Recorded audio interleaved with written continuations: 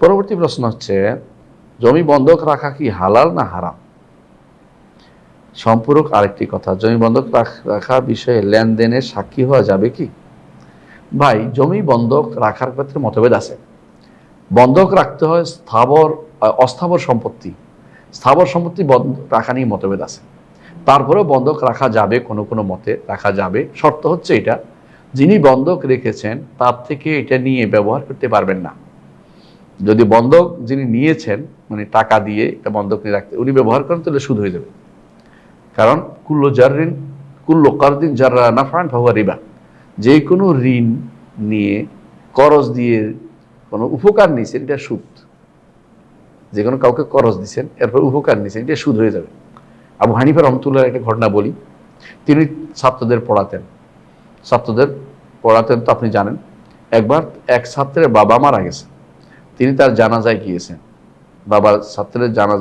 ছাত্রের বাবার জানাজায় গিয়েছেন। জানাজা যাওয়ার পরে তিনি ঘরে ঢুকেন না। কারণ কি? কারণ যদি তিনি রোদের মধ্যে দাঁড়িয়ে আছেন, জানাজা আসলে জানাজা অংশগ্রহণ করবেন, ঘরে ঢুকছেন না কেন? কারণ স্ত্রী যে আলাদা হয়ে যায়, তারা তো একটা ভালো কাজ করেছে, এর বিপরীত যদি কোনো আমি কিছু নেই, না জানি এটা সুদ হয়ে যায় কিনা। কত কঠিন ছিলেন তাদের তাকওয়া, একটু চিন্তা করে দেখেন। তো এই জন্য তিনি তার ঘরে ঢুকেন না। কারণ যদি না আমি তার থেকে কিছু প্রতিদান নিচ্ছি, এতদিন নিতে পারতাম তার বাবার থেকে, কারণ বাবার তো ব্যাপার আলাদা, এখন তো তার হক হয়ে গেছে, বাবা তো মরে গেছে, তার থেকে আমি প্রতিদান কিভাবে নিই, এই জন্য তিনি নেননি। তো বোঝা যাচ্ছে এটা তো এটা জিনিস যে করজ, আপনি করজ দিচ্ছেন, এরপরে তার জিনিসটা ব্যবহার করবেন। করজ তো হলে সওয়াবের জন্য দিচ্ছেন, করজ তার উপকারের জন্য দিচ্ছেন। তো এটা আপনি কিন্তু উপকারের জন্য দেন, আপনার উদ্দেশ্য হচ্ছে জমিটা ভোগ করা, এটা তো জায়েজ নেই। রাসূলুল্লাহ সাল্লাল্লাহু আলাইহি ওয়াসাল্লাম নিষেধ করেছেন যে যিনি বন্ধক নিবেন, তিনি যেন তার বন্ধকদাতা থেকে তার বন্ধকদাতাকে জমিতে ব্যবহার করতে নিষেধ না করে, স্পষ্ট আছে।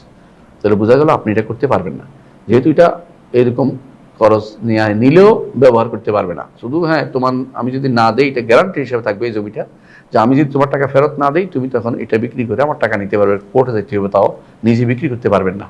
এটা হুকুমা, মানে যেটা রাষ্ট্রীয়ভাবে সিদ্ধান্ত নিয়ে আসতে হবে। এই জন্য জমি বন্ধক দিয়ে ব্যবহার করা বৈধতা নেই। বন্ধক দিয়ে আপনি যিনি বন্ধক দিচ্ছেন তিনি এটার মালিক, এবং তিনি বলবেন যে যদি কোনো কারণে কাগজপত্রে লেখা থাকবে যে যদি আমার টাকা দিতে আমি অপারগ হয়ে যাই, অসমর্থ হয়ে যাই, তো এটা আপনি ইচ্ছা করলে কোর্টে নিয়ে আমার এই টাকার বিনিময়ে আপনি এটা বিক্রি করে আপনি এটা অংশ নিতে পারবেন, এইটা যেন লিখিত থাকে। তো আপনার টাকাটা সে গ্যারান্টার হলো যে টাকাটা সে আপনার ফেরত দিবে। এটা তার সওয়াবের আশা আপনি যা করজ দিচ্ছেন, করজের মধ্যে সওয়াবের জন্য নিতে হবে। করজের জন্য যদি উপকার নেওয়ার জন্য করজ দেন, তাহলে করজ হলো না। এই জন্য বন্ধকটা এই জন্য বন্ধকের এই সিস্টেমটা জায়েজ নেই। তো আপনি এই জমি বন্ধকের এই সিস্টেমে না যাওয়ার কারণে আপনাদের এই সিস্টেমে না গিয়ে ইজারা সিস্টেমে যান, অথবা একটা অংশ বিক্রি করে দেন। জমির প্রতি লোভের কারণে তো সে ছাড়তেছে না, কিন্তু লোভ ধরে রাখা তো ঠিক না। টাকা দিতে না পারলে কি হবে? আর যদি আল্লাহ তাকে এমনও হতে পারে যে সে বিক্রি করে দিচ্ছে হালালে চলার জন্য, পরবর্তীতে টাকা হয়েছে অন্যখানে আরো ভালো জায়গা কিনেছে, সেই তো সমস্যা নেই আপনার। এই জন্য জমি বন্ধক দেওয়ার এই সিস্টেমে, যেটাতে বন্ধক গ্রহীতা ব্যবহার করে, এটা বৈধতা নেই। তো যদি এরকম অবস্থা আপনি জানেন যে বন্ধক গ্রহীতা এটা ব্যবহার করবে, আপনি সাক্ষ্য হওয়া জায়েজ নেই, হারাম কাজে সাক্ষ্য হওয়া জায়েজ নেই। রাসূলুল্লাহ সাল্লাল্লাহু আলাইহি ওয়াসাল্লাম এই জন্য বলেছেন, লা তাশহাদনি আলা যুর, কোনো মিথ্যার উপর আমাকে সাক্ষী বানিও না। যেন হারামের উপরে সাক্ষী বানাতে পারবেন না, সার নিবেন না। কোনো হারাম কাজের উপরে সাক্ষী হওয়া অপরাধের শামিল হবে। এই জন্য রাসূলুল্লাহ সাল্লাল্লাহু আলাইহি ওয়াসাল্লাম তিনি বলেছেন যে সুদের সাক্ষী যারা হবে তারাও মালুন হবে, অর্থাৎ তারাও জায়েজ নেই। তো হ্যাঁ, শাহিদে ইউকাতে মালুন, অভিশপ্ত হবে। সুতরাং আপনি সাক্ষী হওয়া আপনার জন্য বৈধতা থাকবে না।